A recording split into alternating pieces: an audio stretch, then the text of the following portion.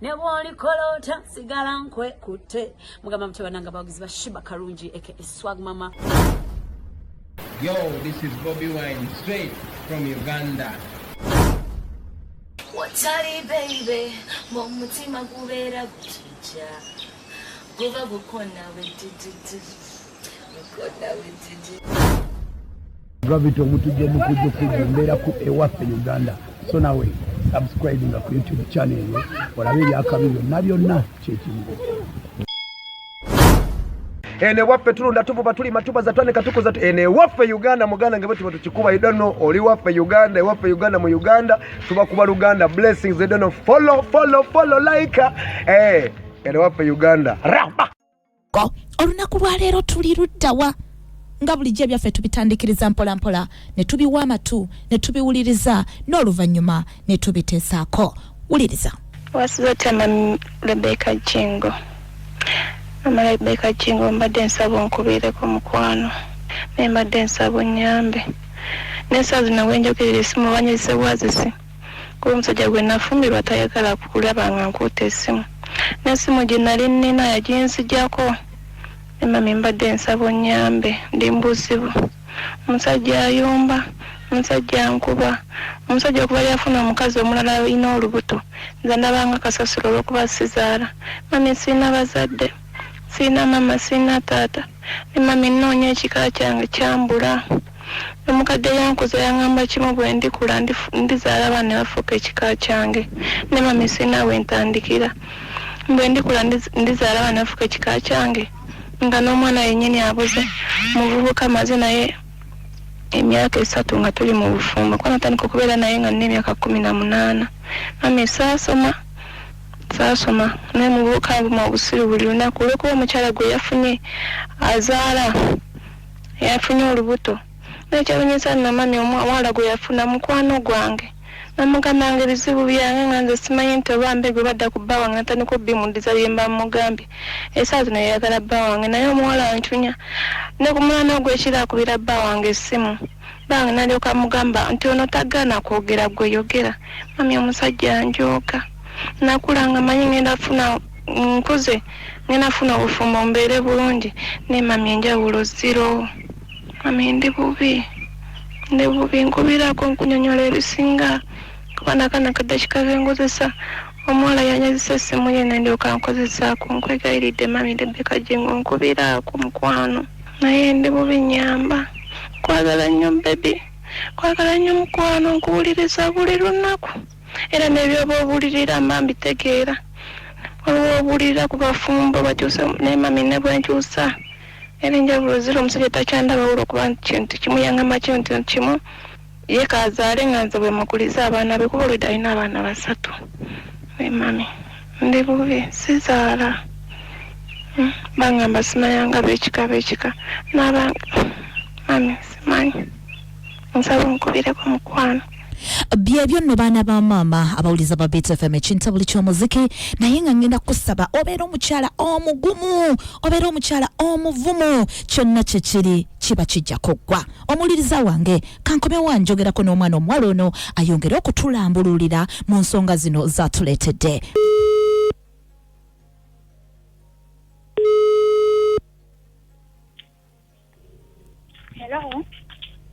Hello. Wanjire Rebecca Jingo Jebaleko muzukulu wa Mugema. Kale mama nawe jebaleko mani. Katonda ange omusajja wo kiki? Mama simanyi kamazima simanyi n'esaawa zino ndi mu musino ndi mu kudduka njagala kwekusaafuna enjogerera. Lwaki akuyisaamu amaaso bw'atyo? Mama simanyi nange. Oba naawe toyina mpisa? Mami, enkodde empisa siina naye n'omala n'omuntu emyaka 3 ng'olaba empisa talina n'osigala ng'obeera naye. Ayinza okuba ng'alina kyabalirawo ekiki? Mami olw'okuba nti nomaze naye emyaka 3 nga sifuna olubuto. Ate ogwo musango gwe Katonda? Nke simanyi n'ekirala olw'okuba nti omukyala eyankuza amanyiko sitole yange yonna gyasoli yankuza kati ekimunjooza omuwala gwalina ennaku zino yali mukwano gwange. Ne anjoga ne watuba mu buliri omukyala mukubira ne sinamubuuza mukazi we wali awo ko namudamu kino ono nawe tagana kwogera baby yogera wanganya omutima gukuluma ayagala kwogera nange. Kankubuuze olina emyaka emeka? Nina emyaka 2. Olina emyaka 2. Omukyala yakkuza gyali? Gyali bamuyita Nakaliza Sara. Owengeye? Yakugoba ye wakaawe? Mami yali mu muzigo kati saa zino yali yavaawo yatakumanyi nasigaza bawalabe naye bawalabe tetukwatagana bo nembanyiza ekizibu kyange bansekerera. Nsaba kubuuza otera okuwulira nga ngamba nti wootafunira mirembe tobeerawo? Mpulira nnyabo. Lwaki obeera mu kintu ky'otalinamu mirembe? Mami ate nzirewa. Oddewa? Mpozi toyina ntandikwa. Singa omusajja oyo taliiwo tosobola kubeerawo? Mami nali ntandise entandikwa yange nempandisiriza ennyumba. Nenga bunoga nti omuvubuka akwanye mu mazina ye mu boyfriend olaba empisa nnungi asaawa genda obeere naye n'abeera mulungi omwaka ogwasooka ogwokubiri ogwokusatu guno omwaka akyusa olwokuba yafunye omuwala alina olubuto. Okimanyi nti ekyo kyekikumalako emirembe? Mami omuwala avuma omusajja avuma bwe kaseera nti ndi musiru avuma bazadde bange. Ntitegeera kati tokaaba osooka onnyinyonnyole sooka osirike omukazi naaguma mukwano kuba gakyali mabaga. Onooguma? Kati njagala bazadde bange nagamba n'olunaku lwe banzaala baakola nsobi. Owulira kiruma? Mami Beki omuntu gw'otalabangako twali bato ne batwawula omukadde yankuza n'abazadde abakulu n'abatwala ewaabwe nensigalawo yangamba kimuwe ndizaala ndikola ekika kyange. Ekitegeeza toyina wa famire yo n'omugu omanyi? Sirina bwe mmanyi saaze niwe bansembeera sikyabamanyi batawula tuli bato. Omukadde oyo yekka gwe wali omanyi yakkuza ate nga naye tokyamanyi gy'abeera? Gy'abeera mmanyiyo. Kakati lwaki togendayo? Baganda be bamugamba nti bw'alifanga tetulinyanga mu luggya lwabwe kubaganya tutwala ewaffe. Kakati njagala obeera omukyalo omukulu. Owulidde mukwano gwange? Kuba kati ebikuluma bye bingi. Ekisooka mukwano gwe yakwagalira omusajja. Ekyo kikuluma. Kinuma mami n'okunjoga ekiro ate singa beekubeera emisana. Kati okimanyi nti ekyo nakyo kisobola okukulemesa okufuna olubuto kubanga ebirowoozo bingi. Mwanki? Tindi mugumba. Olina bukuza abaana azaala bbali nga wandeetera olodi yazaala dda bakazi abasooka. Abaana alina basatu. Nga gwe okuza abaana? Abaana ne wemba nina ssente mami ngula ebitabo ngula buli kimu ne mbaweereza. Mpulira. Newe nfuna nyambako bane munyumiza ekizibu kyawe ngamba kimu nenyumya mwogerako muswazi. N'oluse ekyokulya nwampa ssente ngamba ogenda zikozesa kimanyi sina kyenkozesa ndi waabwe ntonte n'omusaba ssente z'okukozesa. Kaakati munda mu ggwe olowooza oli mugumba? Njagala ombulira amazima. Oli mugumba?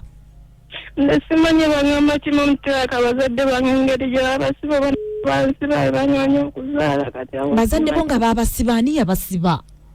Nanti buli muntu omukulu gwangamba n'obeera mu eyo embeera nga n'omuzimu tegusobola kujja kuyamba sanga bagusiba. Lwaki owuliriza nnyo ebigambo? Okimanyi bigenda kukulemesa obulamu obeeraawo nga tookulaakulana kubanga gundi yagambye gundi yayogedde. Obimanyi nti ebyo bituzze emabega mukwano?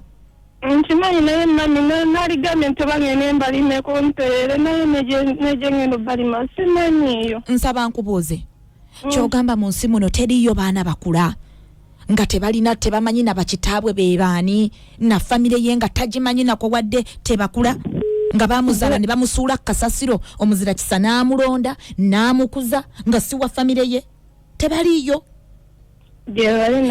Lwaki ononooza ebyayita? Lwaki obinonooza? Mami nkole ntya? Njagala obeera omukyalo omugumu. Owulidde okola? Nali nkola yantwala eyo mbawalabe nafunira ekifo neteekamu ka bizinensi. Natandika okubeera naye okubeera nabo nga yagala nzire waka kuba omukazi n'esande. Nadda nga olukuta n'esande atandika gamba masajja ndi mwenzi saagula waka nayomba ne bali eri kati sisobola kuddayo nti nzire mu nkolesa atabula sabireye. Oba wali obikola kye yava abikulangira? Manange mami ng'omwami nzire wakakula omukaga n'essaane n'ekibuliza n'enzirange ewaka kati awo mma nkolerawo obwenzi. Ofumba chayi yena mulina okunywesa abasajja mulina okunywesa abakazi enyanga wooteri. Yali wooteri. Kati ekitegeeza ne lockdown ne bweggwako oba tosobola kuddamu kukola? Mbeera sina kuddamu kukola. Naye oli mukyala mmanyi oyina okuyiiya, omukazi yenna abeerawo nga mukozi. Kitegeera maama? Nkitegeera neera kyembadde mpulaninga. Omanyi kati ebyo bikuluma lwa nsonga toyina kyokola. No, ate nekyokuzaala Katonda yasalawo ate buba bugumiikiriza. Wali ogyemuko ku lubuto? Nedda mami. Tomirangako ku mpeke za kizaala ggumba za family planning? Sizikozesangako. Njagala ombuulira amazima tolina kintu kyonna kye wali okozesezzaako yadde.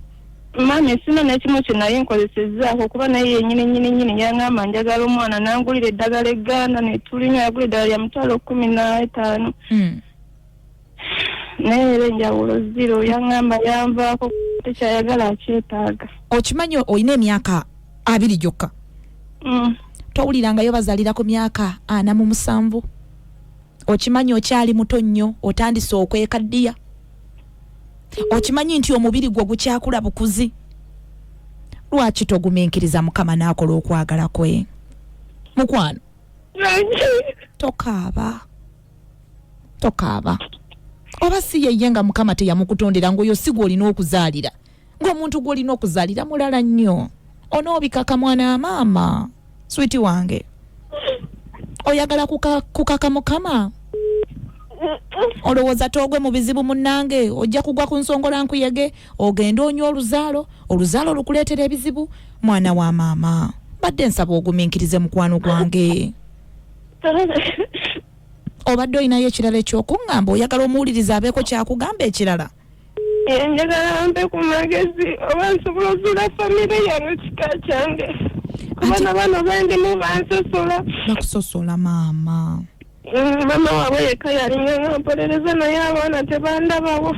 Kakati ekika kyo olinayo omuntu yenna taata wali omumanyi amanya? Salimu Zaffalu. Yani? Salimu Zaffalu. Mwami Salimu Zaffalu. Naye nga baafa? Yafa mama wange yali Nakiwala Goreti. Ye gyali mulamu? Naye yafa. Yafa mu wiiki emu. Kati mwe abaana ne babaawula? Odi ate waddamu kumanya oba ssenga oba maama muto obaani? Taata waffe yali Munyawanda abato bange ne babatwala. Kati kuno oli ludda wali mu Kampala oliwa? Ndi Ntebe. Oli Ntebe. Kati gwe wasigala Ntebe? Nedda nali nsigadde Masaka Lukaya. Tebaddamu nakunoonyaako wadde? Tebaddamu. Jjajja bwe namugamba nantwale Mawokota nambuza. Omusajja yagamba kino famire gye mugamba yasenguka dda kwata omwana muzze waka. Yagamba kunayo ndowooza okirabe ebuze ogenda kuzaala abaana bafuuke kakyo. Ekitegeezo omulenzi gw'oli naye yakujja Lukaya? Amusanga Ntebe ono omukyala nave Lukaya nga nzinoonya mulimu nzizekola.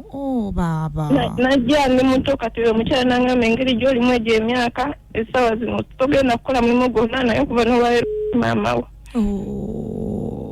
Kati ate gwe ne weewaggula n'ofuna abalenzi olabye? Nedda mami. Nembeera naye paka oyo omuvubuka we yajjira. N'akutokota n'akujja ku mulamwa. Omuvubuka alina emyaka meka? Omuvubuka ali mu kale okuteebereza ali mu myaka ng'emeka? 29 oba 3. Ali awo mu myaka gy'ekivubuka egy'okweraga kwegamba naye tannakula mu birowoozo. Mami omuvubuka nkuba nvuma anangira buli kimu nekyokozesa n'ono omuwala nnyamba naye kati nnyala wentadde mu buzibu naye saaba mpe ku magezi. Okay. Njagala omanye nti tewali mbeera ya lubeerera. Ojja kukiyitamu oba otya. Olina okubeera omukyalo omugumu, olina okubeera omukyalo omuvumu, ate olina okubeera omukyalo omukozi, olina okubeera omukyalo agumira buli mbeera n'ogamba eno embeera ezze naye nja kugiyitamu. Owulidde mukwano? Kale nnyo. Kale muzzukulu wa Mugema naye yanze okwogerako naawe.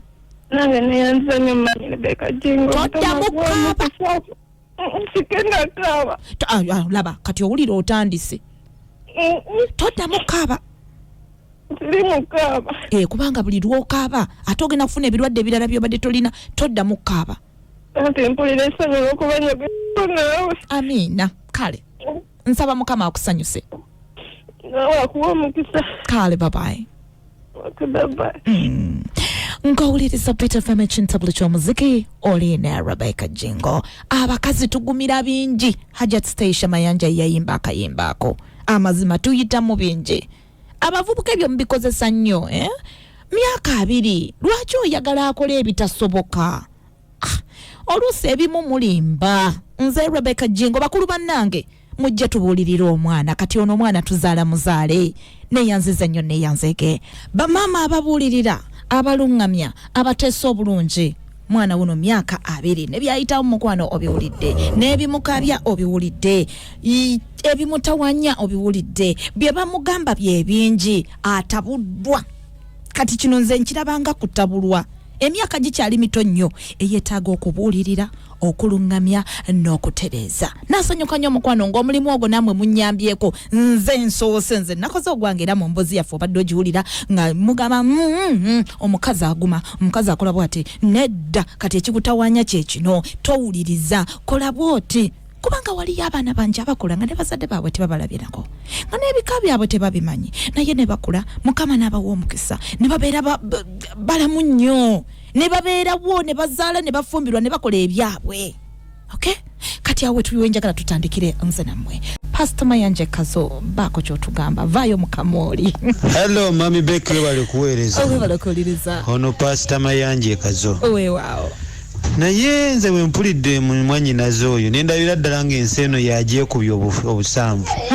Omwana omutongo oyo adda ku kyogamba nti njagala kuzaala yemanye enteekateeka za Mukama ye bwekiba bwekityo omuvubuka wakyamuteeka ku puresa njagala abaana be bavubuka b'osanga n'agenda anywa ebiragalalagala ye adda ku kyamwana Mukama osanga alina nekyamuyambye ng'ayinza n'okuzaala omwana ate namufuukira ekizibu naye kati talina mwana anoonye bunoonya kyakukola tukyali mu kaseera kazi naye kago noonya kyakukola beera n'empisa ennungi ebyokunoonya famire ne omukwano gwali awo baneibawo ye famire yeesooka gw'oba otandikirako weeyise bulungi mu bantu n'ekyendabyemu nawe oyinza okuba olimu olugambo tokuuma byama olimu obwenziyenzi naye bw'obanga tolina bintu ebyo oli asobola okwesigana akuteeka ewaka osobola obeerawo Mukama akyakuwadde tolina mwana agenda kukusumbwa famire eyo gyazizuula mpola nga bw'olina kyokola naye bw'onodda ku by'abasajja mwana wange sisita wange basajja bajja kuyiwayo ate omalewo ejjusa emirundi 10 tunafuna mwana era tosooka mufuna mu kaseera kano era Katonda akyakuyambye kikyali ky'amaanyi nnyo noonya kyakukolakola ng'omanye okolera lubuto lwo nakweyimirizawo okola future ya maaso nze Pastor Mayanja oyogedde bulungi neyanziza nnyo mukwano neyanzege nasanga mukwano oyiseko mu messenger yange naye nkuweereza ennamba y'omwana omuwala oyo sinakindi nenkuweereza n'amannya ge osobola okuddamu n'omukubirako n'oyogera koko naye n'ekyomusuubiza ekyomulimu kansubire nti byalaali si bya kuneeragirako.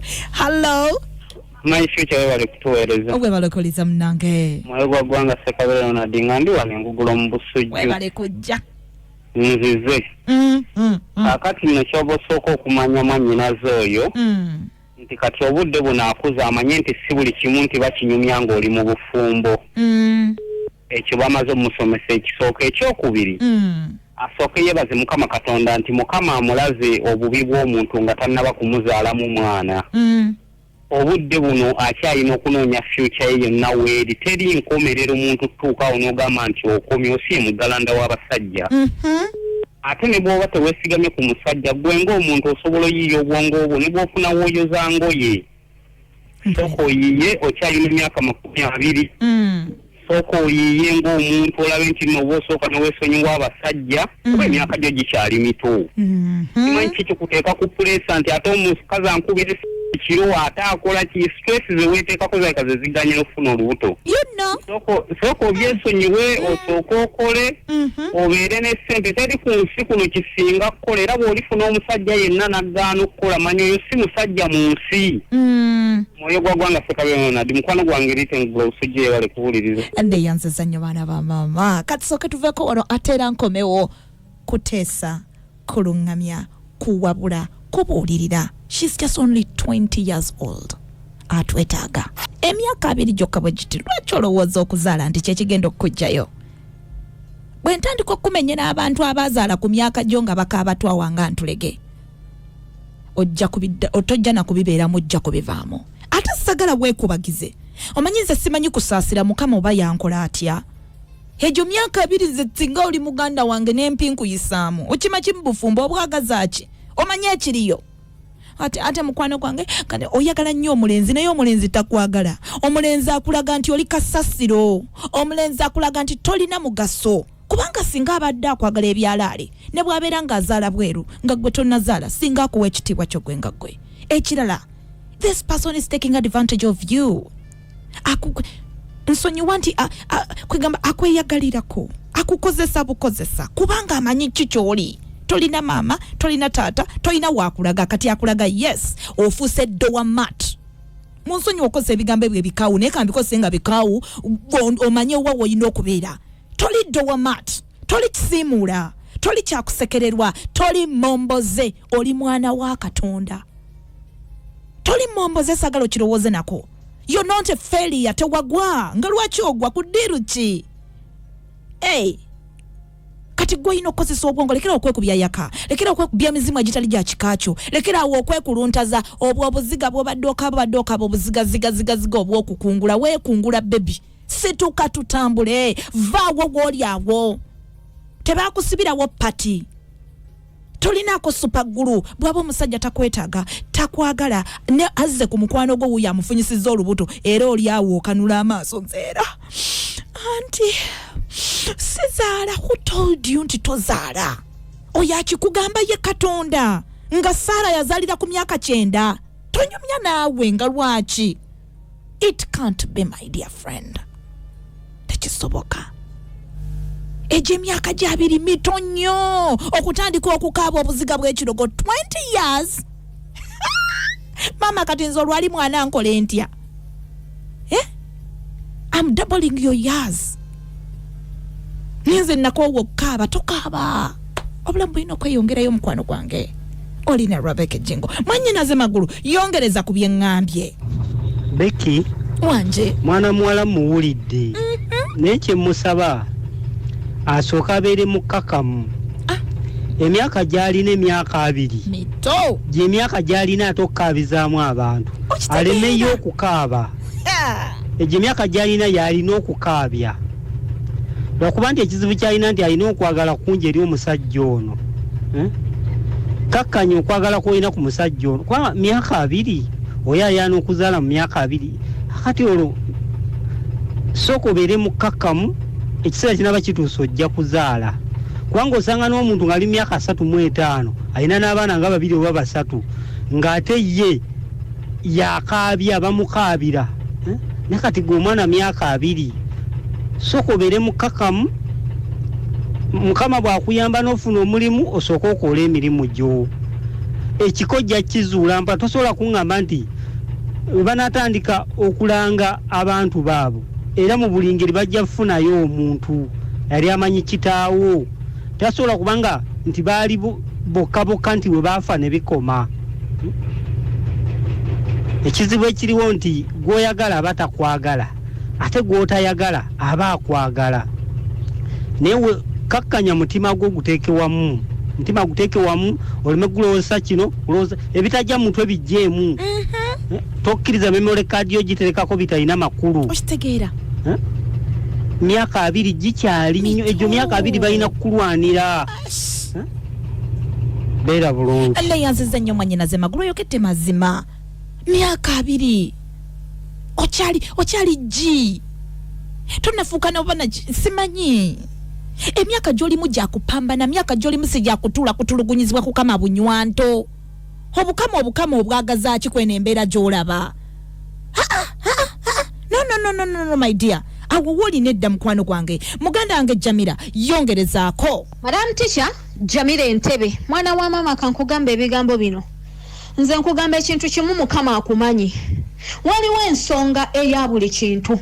Naye ngenda kugamba okyali mwana muto nnyo okwesuba mu kkomera ly'obufumbo eryo lyolimu essaawa zino. Omusajja atambula tazadde wamu tazadde wabiri. Gw'okuze on top of that akujooga. Takusiimye kubanga omukuliza abaana bo. Mwana akuleetera obulwadde. Okyali mwana muto nnyo.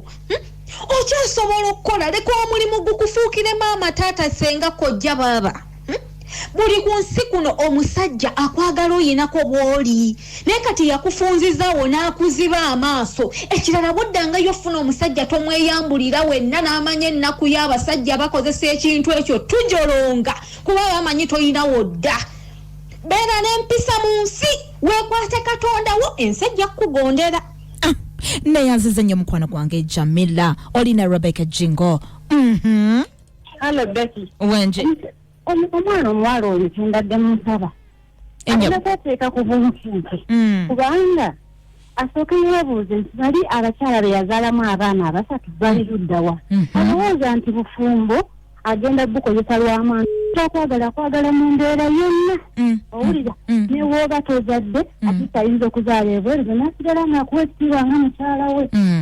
Ye wanaalowooza nti bw'anaazaala nga obufumbo butereera kikyani ekitegeera kubanga nabali ye yazaalamu agamba omusajja alina abaana basatu. Asooke yeebuuze bo basiseera buli maka lwaki sibe bafumba ate okuzaala alinda okukulowoozaako kubanga akyali mwana muto ayinza n'okunjogeza ekyana kye saagala kuyisa ku mpewo kireke agume sigadde ndina makereka yanga neyansaza nnyo mukwano gwange wekayunga mbugerere oya owulira bw'oyagala okwogeza abantu ebyama byabwe mukwano muzukulu wa Mugema guma oli just myaka 2 jokka guma ate ogumire ddala neyansiza wanje Rebecca Jingo nze kyendaba oyo omuwala emyaka 2 ffe twazaalanga tukyali bato myaka 16 17 baakoma kutufunyisa mbuto ne batusuulaawo naye Mukama ayamba buyambi omwana n'akula ne taata we n'amusomesa naye guba mukisa bukisa kati oyo teyeekubya yako oyo omuwala anoonya ebyokukola oba bwakola bwa maidi oba akola ki oba teyasoma naye ate ffe we tuli nga tetusomye ate n'abaana twabazaala ne bataata baabwe babasuulaawo kati ekimukaabya nti ayagala nnyo okuzaala n'akaayana nti banywa eddagala ku myaka egyo alwanira ki akayanira ki kiki ekimukubya teyeekubya yaka afulume omusajja emyaka egyo omusajja gwalina atayinza kuba ali kumuyaayi omusajja gwafumbiddwa oba future husband we kiki ekimukabye nnyo lwaki tavaawo awo neeyongerayo n'atambula n'agenda kati yeesibye ku musajja n'omusajja era akitegedde nti omukazi alabika yemwesiba kuba amaziga gaakaaba ago gonna itsileki amwesibyeko nnyo bwe batuukidde n'okunywa eddagala which means ayeesibye ku musajja agenda anoonya manna sina nekyenyinza kumugamba oyo omuwala agulo obwongo bwe alina okwebeereramu sibyakubeerawo sitagana nti neyanziza nnyo mukwano gwange ye mukyala Kansime Mai bw'atyo bwakugambye wanje Madamu Beko bali kutuweereza omukasana nadi ekajenga mu Masaka nze nekyenga mu mwalo oyo bikumore akyali mwana muto nnyo emyaka giba gitandika butandisi kuyiyansi ate nobanga abadde yasoma singa kyalina ku ssomero so nze ngamba ebyeko kubagiza tuveeko tule n'omutima gwagambe kati njagala kinganze ali ekkata na family talina ki ekitegeeza alina okubeerawo nga ye ekitegeeza n'omusajja ne batali badde nga tamuyina yali badde waali kati nze ngamba ebyeko kubagiza soka biveeko akyali mwana muto nnyo future yetandika butandisi ebyokuzaala ate ebyo akyali mwana muto yensonga enkulu kikyaye mu maaso akyali na nnene akyali lunene so ebyokwekabya biveemu abo apambane n'ensi okitegeera neyanziza nnyo munnamasaka weebala okuteesa weebala okuwabula weebala okuluŋŋamya my big sister Elizabeth Magemo kikyongamba munnange weebala okuweereza ono Elizabeth Magemo nga ndi wano Namugongo nyabo kati bannange omuwala oyo muwulidde but for crying out loud she's only 20 years old she's too young to stress herself okutuuka ku point eyo okuzaala kwegakitwala Katonda olina okugumiikiriza Rebecca ojja kunsonyiwa kanneeweeko obujulizi nti natuuka okuzaala nga nina 38 naye nga kwegamba abantu baayogera ne bakomayo naye njagala okwebaza omwami wange nti yayimirira wamu nange nangamba gwe tofaayo tujja kuzaala kati omuwala yayinza n'okuba nga omuvubuka si gwalimenti okuzaalira ng'ali malala ali awamumanyiira akeera namufuma n'amulala sa meaning newe bagenda mu kikolwa omwana olwedda abeera alina stress y'ebigambo byonna bimuli ku mutwe agumiikiriza ajja kuzaala kitwala katonda alina okukola obugumiikiriza naye wanaatandika bajja kwekanga agenza anywedde n'oluzaalo nze neebaza mukama nti at 38 I was able to get pregnant nenzaala bulungi era nasigala nendira katonda paka nakati mayinja kuzzaako abaana naye omuwala oyo bambi alemeko stressinga n'oyo omuvubuka yeebereremu addemu amagezi bakule webale kuweereza Alice webale kuwuliriza sister wange Elizabeth Magemo awuliriza Bit FM ekintabuli ky'omuziki nze Rebecca G. Mwana wange mukwano mbadde nkutegeeza bwe nti gwe muzzukulu wa Mugema ate gw'olina wakima oli maama wange abanzaala bankima ye mukwano naye nkugamba ekintu kimu okyali mwana muto ate olwo Katonda kyakuterekedde ky'otannazuula okugaana kuno okuzaala omwana okufuna olubuto osanga Katonda alaba nti abo si woolina okubeera si woolina okuzaala nkutegeeza wooteri ezo z'olaba zooza abaana zikuzizza abaana egyo emyaka gy'olina tewali wasobola genda kusaba mulimu ne wooteri ne bagukumma wooteri zisuza abaana kati kyenkusaba kiri kimu sooka okakkanemu ogumekana akaseera kaggwe bwe kagga bwe kati ogenda onoonya omulimu mu wooteri kubanga wooteri bakuwa omulimu bakusuza bakuliisa osangayo banno n'osanga good life neyo pressure gy'olina gy'obeera opanikinga siina kika siina family n'obanga tokyagirowooza nako eyo Katonda gyagenda okufunira omusajja omutuufu gw'olina obeera naye kino kyenkugamba mwana wange okyali mwana muteja emyaka gitunda tolina wogenda kuyingira mu wooteri ebyogamba tewasoma ekyo kiveeko bangi abagagga mu kibuga nga tebasoma naye bayina ssente bayina zi bizinesi kati kozesa myaka gyo nti nkyali muto siina mwana kubanga omuntu ng'olina omwana okaaba wengenda sijja kufuna mulimu naye good tolina mwana buli wonagenda teyagenda kumma mulimu ate kyenkusaba kuma ekitiibwa kyo ng'omukyala egyo emyaka tonatuuka kuba na musajja ono ate njagala kuzaala wano no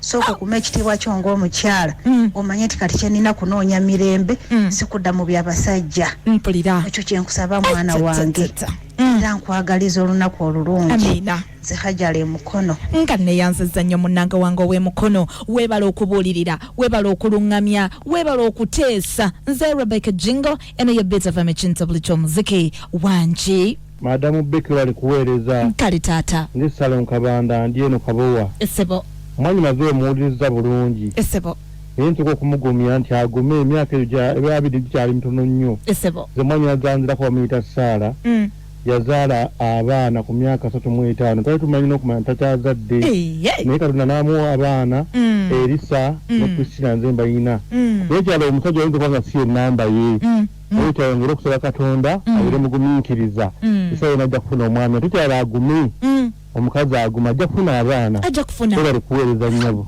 Salon Kabanda ndi Kabowa neyanziza nnyo neyanzeeke muzzukulu wa Mugema ebiteeso by'abantu obiwuliriza ate nno bikwate tobamalira obudde bataddemu obudde baabwe bataddemu ssente zaabwe nkwegayiridde nnyo bakubuulirira myaka 2 gikyali mito nnyo fyuca ye ekyaliyo mu maaso lwaki oyagala okugituulira byolimu byolowooza nti ogenda kubeerawo okaabira omusajja mukwano neddawo twasa ayoyo levu twagivako dda kyovola ndi nzoto z'abasajja bamwe balowooza mbonoona naye nga mbabuulira mazima waliwo kyokaabira kyolaba tibananga omusajja ono kamukabira abadde alabirira abaana bange abadde atufaako bananga abadde anjagala awo nkukkiriza kaaba bananga omusajja ono ngaalabirira famire yange bannange naye omusajja wange bwagenda kigenda kuduma awo kaaba naye takulabirira takwagala afunyisizza mukwano gwa lubuto akulangira ewammwe nga bwe muli abasiru tolina kika awo ng'okaaba awo bebi oba okaabya kajanja but you're still young 20 years myaka abiri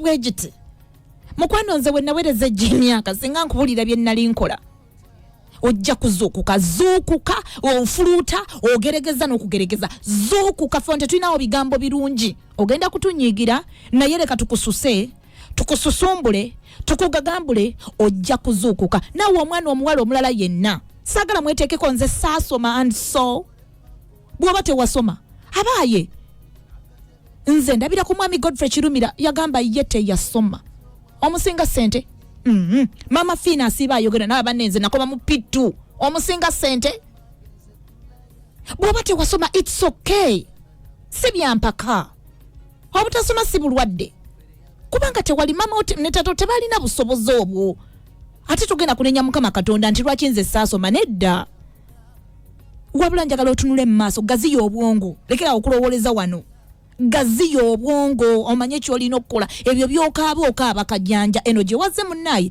tetumanyi kusaasira wabula ffe embeera ezaffe tukususa ne tukususumbula kati gwe gwomanyi bw'oba n'oyiga bw'oba tooyige nga tukulekera Mukama Katonda wammale tishiya ku bigambo bye boogedde oyongerezaako kiriwa oyo mwana muwala Beki amagezi ge muwa yeesonyiwa omuvubuka era eno lockdown bweggwa ayiye kyakkola kubanga emyaka gye gikyali mito emikisa gye mitangaavu omuvubuka amalira budde na future etalowooza n'abyakumuzaalira kuba manya ajjafuna omusajja amutegeera singa abaana akoze ekishemtya nawe bale kuwe neyanziza mukwano owaayi taata okyaliyo munnange nkyassa okyassa nnyo n'amaanyi n'embeera yakaaye baaba yatukole ki teri kyakkola atugumire ebiragiro naye ennaku 14 we batayongere webongerayo baba batuuse embeera y'ebiro katuteese munywanyi nkengako kyekinkubiza essimu teri kirala ye mukwano tukande tuwulire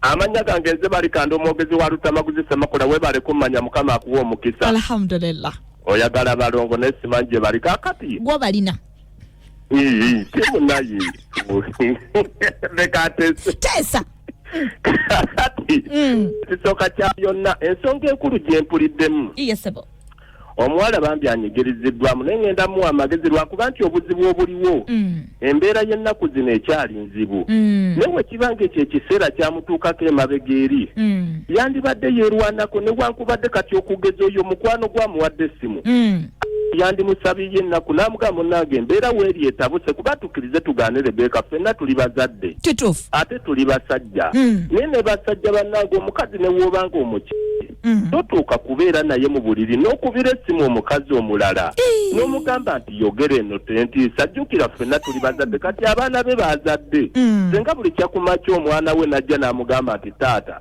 omusajja akola bw'ati ng'amugamba aligamba omwana we nti nkiwagira kyakkola kuba nange nakikola ng'abaana b'abendi so nze mbadde nsaba omuzira kisa yenna ali mu Uganda muno ng'asobola okuyamba omwana oyo n'agira ng'asooka abeerako awo oba nga wamuwaayo obuli mulimu akole ajja kufuna entandikwa ate ajja kufuna abasajja baagala ekyokubiri kyensembyayo omwana oyo ng'awuliriza waaba ng'akakasa nti ekintu ky'okukola kino kimusumbuyeemu omusajja gwaddamu okufuna amubuulire ekituufu aleme kumuteeka ku bunkenke nti njagala mwana kubanga ekizibu ekyo kijjira abakazi abasajja n'atakibuulira musajja omusajja n'aba ng'asuubira essuubi so wamubuulira ekituufu nti munnange nno ogenda kuntwala ne tunaabeera bwe tuti kuba embeera eno tuyinza ogirwanyisa oba nze ndi bwenti ne bwenti omusajja agenda omufuna ng'amanyi obuzibu obwo tagenda muteekako buzibu nakufuna ono bwamuteekako naye awo embeera waali ndaba egaanye basigadde mukanyugira bintu bweru olaba bakuba essimu nti awo ono yogera takutiisa kibi nnyo naye n'abasajja tweddeko ebintu ebyo bivaamu obutemu omukazi ayinza onyiiga ng'ali waka n'omukola ebyo bivaamu obutemu kituufu Lutamaguzi akutumidde ne Nakawoya Esther nvuddeko kale baayi yoyo balikanda oba wabaaki olina Rebecca Jingo nga Elizabeth FM ekintabuli ky'omuziki wanki munange mukwano gwaffe oyo yeebaze Mukama Katonda nti tannafuna mwana kuba obwo obuvunaanyizibwa kwegyo emyaka gy'alimu n'eddalu lyakyayina tannaba kubutuukako ebyo byokaaba okaabya kyejo na kajanja fubutuka mu maka ago genda onoonye ekyokukola obwo si bwe bwali obudde bw'ate oyo si ye musajja wo gw'olina okubeera naye oli yafuna muntu amukuumira maka ge wabula teyafuna mukyala wa kumufumbira oba wa kuwasa kuba yali yalaba dda okiwulidde munnange ekyo kye wayingiramu wamira nsigo ya muyembe nga tomaze kutegeera saizi y'akabinako gye naafulumira bwe kenkana so situka otambule ngeno nonye ekyokola gye emyaka mito nnyo ate olabika n'omukadde wamunyiize yakuza kuba omuntu wakukuliza okuva mu buto okuweza emyaka 18 nga si yakuzaala maidi yafa abakazi tuli mazzi gegagonza akamonde ate gegakalubya eggi kati weefeeko neyanziza nnyo Monica wange omubwati olina Rebecca Jingo wangi Rebecca Jingo webale kutuweereza nze Pretty Nakawooya nyabo oyo mwana akyali mwana muto nnyo myaka 2 anamanya dde obulamu bwe bunyuma asooka anoonye ssente azaale omwana nga amanyi nti najja kusobola omulabirira ate n'ekirala akirowoozeemu nti omusajja ono gy'agenza azaalazaala abeera tayimiridde kuba tasobola kulabirira abo baana bagenda azaalazaala kati olwo owuwe anaamulabirira atya nga naye kennyini gwasaba omwana yamulabirira asooka yeerowooza ajja kuzaala akyali mwana muto mukama katonda alina kyamuwonya nti oyo omusajja si ye muntu we si ye musajja gw'alina okubeera naye webale tuweereza Rebecca Jingo neyanziza nnyo muzzukulu wa Kasujja